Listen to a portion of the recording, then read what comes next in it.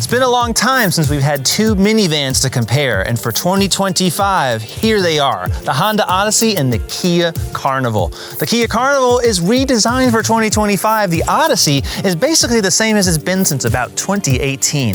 Which is truly better? For the same amount of money, fully loaded $50,000 and up minivans with up to 8 people inside and total comfort and all the tech, bells and whistles? Let's go find out. The Carnival was brand new for the 2022 model year and replaced the long-standing Kia Sedona. The Odyssey is in its 5th generation since the 90s, and it's been brand new since 2018. With the Carnival so refreshed, can it take on the Odyssey in nearly every measure? Let's see. The Carnival probably has the most aggressive styling in the minivan segment. For 2025, it's wearing a face that matches the Sorento SUV and Kia's many other SUVs like the EV9. And that means a very aggressive light treatment. Giant amber LEDs that hook around those vertically stacked headlights, a giant black grille. This is the SX Prestige. It's the top of the line trim with the dark edition package that darkens the wheels and the Kia badges. And boy, does that Kia badge not look bad anymore. Thank goodness. On this Carnival, it has that blocky, really almost delivery van kind of feel to it, and that's done on purpose. It's not smooth like the Odyssey, not at all. So if you're into edgy design and want to pretend like you're driving a big truck, but it's really low, well, the Carnival could be your choice. The Carnival is a minivan that tries to be an SUV. The Odyssey is a minivan that knows it's a minivan and wears it that way. It's very aerodynamic. You have an extra raked windshield, a very rounded front end that's very stubby. That's how minivans have typically always been. That super cab forward design carries over on this Odyssey. For 2025, there's a new grille design, a new texture. It's blackened on this top Elite trim, surrounded by bright LED lights that are not nearly as crazy looking as that on the Carnival. There's also new wheels. This is the top Elite trim. And you're also gonna notice new fog light surrounds. Otherwise, not much has changed. The back of this car does look nice. The C-pillar element is really cool. It's a frameless piece of glass and it swoops up by that sliding door. Simple, but effective, and it's very, very practical. Cool lighting is not just restricted to SUVs and sedans. It's on the latest vans. Check out the Carnival. Giant hooks. Really, I feel like if I grab this, I'm gonna cut myself. That's how sharp these LEDs appear. Very cool, just like the front. The Odyssey, quite a bit plainer, but still effective. But the Odyssey has rear reflectors in these bumpers from the Acura NSX. That's something that the Kia Carnival can't say. And back here, though, they both share another interesting trait, frameless rear glass behind the C-pillar that extends directly to the tailgate. It's a really nice seamless look that is pretty cool. It's a nice feature. If you actually look closely, that's a design detail that is more expensive to do, and it makes these vans a lot spiffier.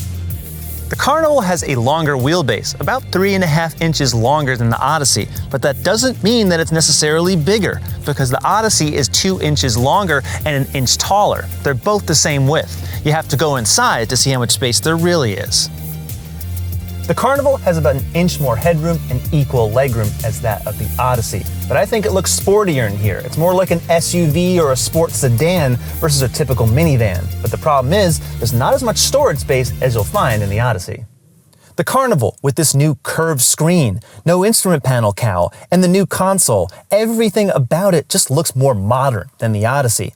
By itself, it just looks better as a whole, but I really like the color combinations here on the SX Prestige. While not everything is top flight with all the plastics, the fit and finish are just as good as the Honda, and everything about the Carnival just feels newer. The seats on this SX Prestige are heated and cooled, just like the Odyssey, and it has some nice treatment. Kia calls this deep navy and misty gray. The Odyssey is built more like a van, and by that, I mean an open center console. It's taller, you can fit more bigger items and bags and all sorts of stuff. There's a drawer underneath here, open cup holders, a nice sliding tray cover, which I think is really useful because you just don't always have the time to flip something up. And there's just a little bit more airiness inside here. Definitely not as sporty, but a little more useful. The Odyssey definitely looks older, and it's not just the smaller central display, it's all the designs of the buttons, this kind of fake metal looking trim here across the dash, even the air vents. That's not necessarily a bad thing because it's very familiar and it all works really well. Plus there's lots of physical controls. So if you like that, the Odyssey is definitely going to be easier to use in the long haul. On the Elite, you're getting heated and cooled seats. They're perforated leather, and I always like these. That's something the Carnival doesn't have. On a long drive, an armrest really does you good. Every Carnival has third zone climate and either 7 or 8 passenger seating. With the 3 across, you can slide this center seat back or bring it much further. And Kia says if you got a baby seat in here, the front adults can really access the baby a lot easier. It's kind of actually how they say it. If you don't want to see your kid, you slide them back just like that and you have plenty of leg room. And also, on this SX Prestige, a power sliding sunroof. That is something that I've never seen in any other minivan. It's really nice. There's 1.6 inches of extra headroom because you can't get an optional sunroof. Doesn't exist, but it is very spacious. And up here, a nearly 13-inch wide screen comes down here. That's very old school, but I kind of like it because it gets out of the way. On the Kia, if you order the rear entertainment package, these screens are glued to the back of these seats and you can't remove them. It's very airy back here, and this center seat can actually be physically removed and you can slide these seats side to side. That's actually a very unique feature, and I've demoed it in another Odyssey review, so check that out to see how it works. You want to throw some shade in the third row? Feel free. They're on this SX Prestige. Pretty nice. Also, plenty of room, lots of vents, USB-C ports that are illuminated on either side, cup holders, and thankfully, plenty of legroom. What's also nice about this center seat is that when it's folded down, the back row has cup holders and, up here, a little flat space. Makes it that much easier to use. In the back of the Odyssey, there's 2.5 inches of extra legroom and almost 2 inches extra headroom versus the Carnival. You notice there's no air vents up here. They're conveniently right here next to the cup holders. I think that's easy to adjust. USB-C ports on both sides. There's 3 of them on this Elite. And also, just like the Carnival, this center down seat here, you have cup holders and a nice tray. Plus, you cannot forget the side window shades. The Carnival has more cargo space behind the third row, but when you fold them down, they're about the same. When all of them are folded, it's also about the same. These are big numbers, 141 cubic feet for the Odyssey and 145 for the Carnival. There's also a lot of interesting little details when you go in here. Side shelves, they're almost identical, truly, on the side here from the Carnival and the Odyssey. Power outlets, there's a 115 volt AC outlet on the Carnival that is not available in the back of the Odyssey. There's only a 12 volt. But both of the seats fold down very easily, but I actually think that the Odyssey does it a little bit easier. Honda calls this third row the magic seat, and it is easier to use in one fluid motion. Seat goes right down. To stow the Carnival's third row, you pull this handle, which is as big as an exit row on a jet airliner, but it folds down pretty simply.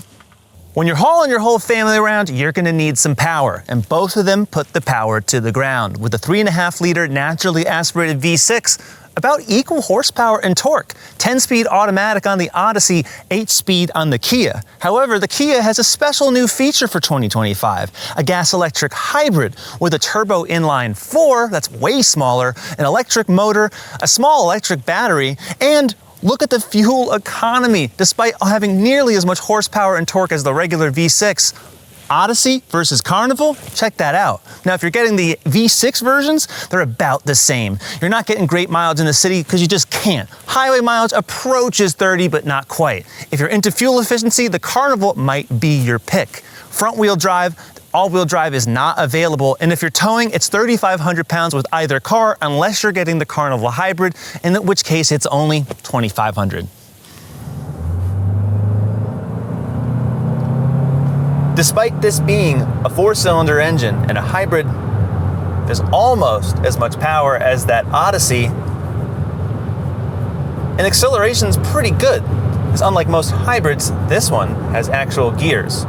Only 6, but it's not a continuously variable transmission. Right off the bat, the Carnival does sound louder. More wind noise around these mirrors, even though the windshield and the front glass on this trim are acoustically laminated. It helps, but it's a hair louder. Compared to the Odyssey, the Carnival feels more like a traditional SUV from the inside. Just the dash layout, the way this center stack and the curved screen, not only does it feel more modern, it definitely feels really more like a regular truck. So the hybrid is new for 2025. But after driving it for a long while, I can say that Kia and also Hyundai don't really do hybrids and plug-in hybrids as well as they do pure electric vehicles. And by that, I just mean that the transitions between gas and electric at lower speeds are noticeable sometimes, where in Toyotas and other models, they're not. I know Kia's 3.5-liter V6, tested it in the Telluride with that 8-speed automatic transmission. It works the exact same way in the Carnival. And I would say toe for toe, save your money, and you'll have a better experience just at all speeds, at slow, mid, highway speeds. I think it's better suited to the Carnival than this hybrid system. Unlike the Odyssey, the Carnival will actually let you have some more fun. Even though this is the hybrid, there's still a sport driving mode, which if you do that, you can actually see the tachometer appear instead of the energy graph. And it actually is, well, it's definitely more fun than the Odyssey. Kia also retuned the dampers on the hybrid version, and they also use the electric motor to, essentially they program it in a way to help you steer in and out of turns. Sort of like, not really like torque vectoring, but helping you get some more traction and also not too much thrust, because electric motors obviously have immediate torque. So they retuned it there too. So that's kind of fun that Kia has spent some more development on the hybrid to make it really as seamless as they can, given how the hybrid system doesn't always work well. But at speed, all those hybrid issues don't really come into play, and it really just comes across as responsive, and it does feel just a little lighter. It's not. Both of these vans are roughly 5,000 pounds, so they're no lightweights, nor really would they be given how big they are. But when I'm driving the Carnival, I do feel more planted to the road, and it just feels less like a van. In the Odyssey, I'm always aware that I'm driving a minivan. That's not a horrible thing. It's more relaxed than the Carnival, and it is quieter. But this rides just as plushly, and I would say it's just more fun. What's also nice is that the paddle shifters on the Carnival do two different things. They'll do gear changes in sport mode, but if you put it back into eco or smart, it controls the brake regen. There's 3 different levels. And it's really nice because not only does that recharge the hybrid battery for later use, it slows it down considerably. There's also an automatic mode which will use the front radar sensors to track whatever traffic is ahead and also automatically adapt that regen. So you might find yourself decelerating a little faster or slower depending on the traffic conditions.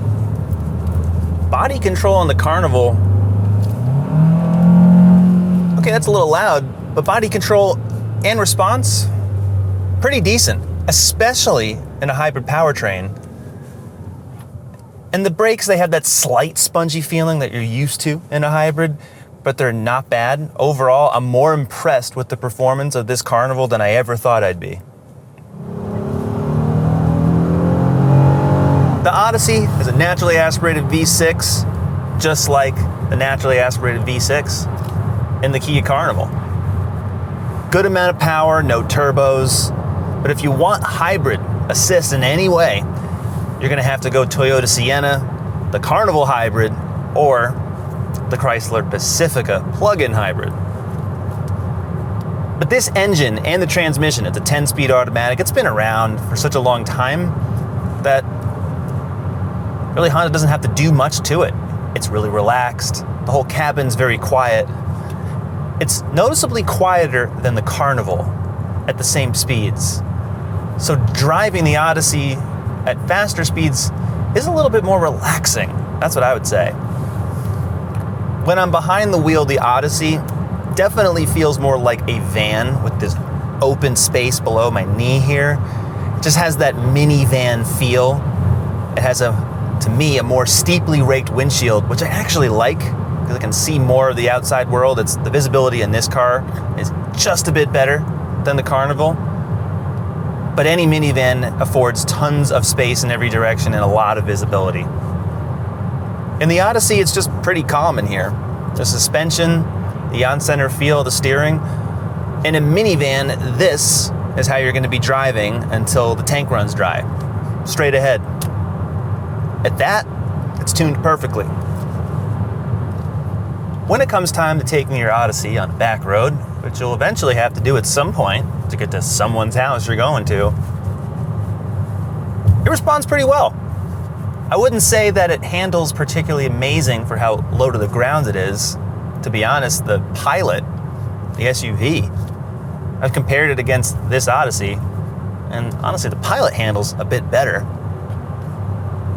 But it's not aloof. It's just really, a half step behind, which is fine because you don't want to push a car like this. You just want to be in control.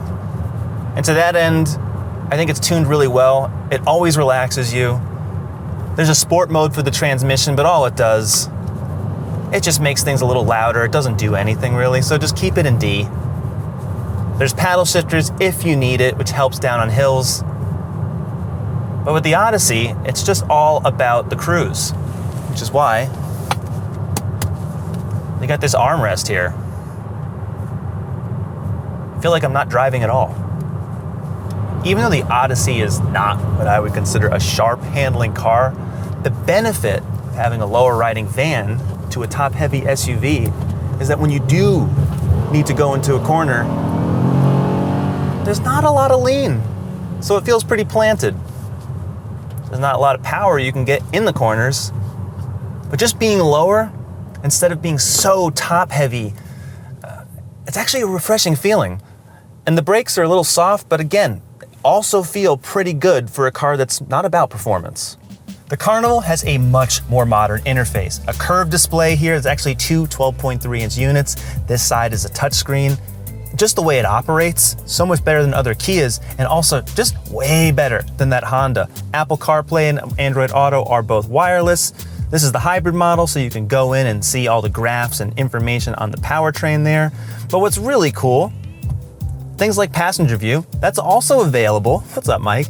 You can also see that in the Odyssey, but it's just a little simpler to use here, and things just tend to be quicker and there's more customization. For example, if you want to adjust the head-up display, that's not even something that you can have in the Honda. There's just more features. So if I go into all the vehicle setups, for example, I can even change if the sliding doors automatically open when I approach it with the smart key. That's awesome. Honda doesn't have that. Digital keys that you can text to other people in your family or friends, and you can take it away at any time you want. That's pretty nice.